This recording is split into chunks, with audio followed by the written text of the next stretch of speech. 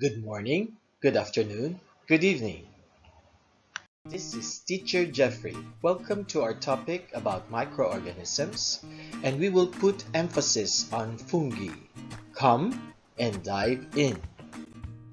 According to Wikipedia, a fungus is any member of a group of eukaryotic heterotroph microorganisms containing hyphae, which includes microscopic yeast, moulds, mushrooms, and toadstools.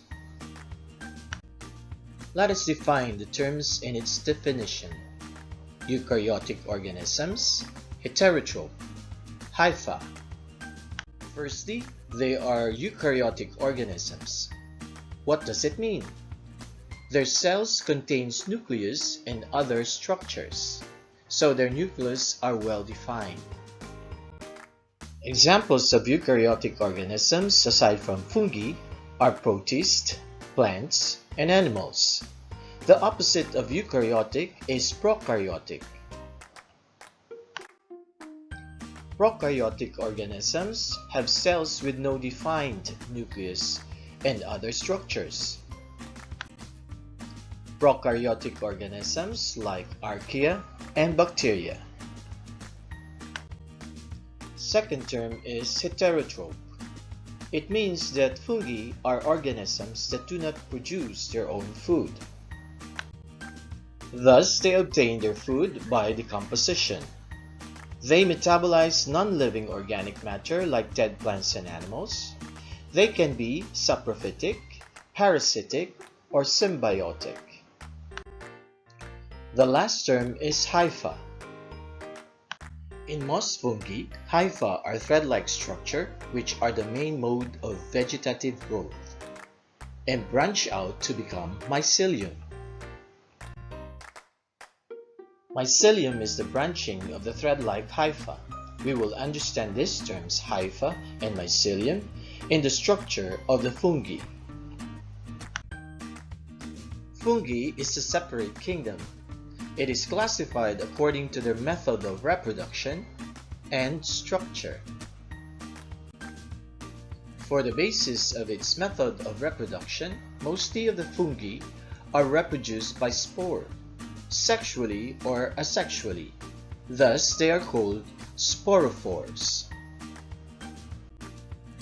In the sporangium of the fungi, it is the enclosure where spores are formed. The basis for structure is the presence of hyphae. Most fungi have hyphae. They have thread-like structures. These are the vegetative part. Once these branch out, they become mycelium. Another important structure seen in the fungi is its cell wall. It is made up of chitin. It is a fibrous substance consisting of polysaccharides. Thus, the cell wall of the fungi is covered with complex carbohydrates. To summarize, the characteristics of a fungi are: they are eukaryotic, heterotrophic, microorganisms, have hyphae, reproduced by spores sexually or asexually, and have cell wall made up of chitin. Fungi are beneficial to man. Like yeast, are useful in bread making and in fermentation. They are also used as food, as some mushrooms are edible. They are also used in making antibiotics, like penicillium, in making antibiotic penicillin. They are also useful in composting. Fungi can also be harmful to plants and animals. They can cause diseases to them. They are also parasitic. They take in nutrients from their host. They also produce toxins, which can cause allergies and in extreme cases, cause death. This ends our topic for today, fungi. Do not forget to hit that like button and subscribe. This is Teacher Jeffrey. Remember, A goal without a plan is just a wish.